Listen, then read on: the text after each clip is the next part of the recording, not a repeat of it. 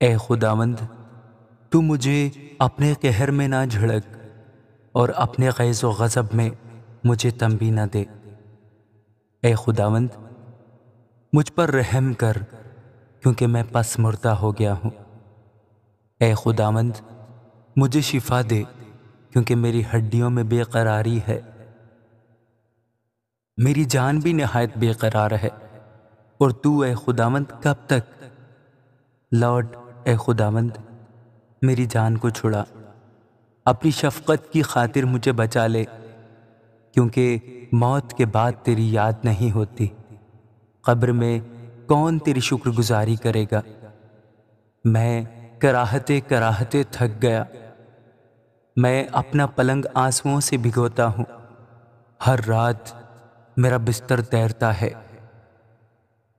میری آنکھ غم کے مارے بیٹھی جاتی ہے اور میرے سب مخالفوں کے سبب سے دھندلانے لگی۔ اے سب بد کردارو، میرے پاس سے دور ہو، کیونکہ خداوند نے میرے رونے کی آواز سن لی ہے، خداوند نے میری منت سن لی، خداوند میری دعا قبول کرے گا۔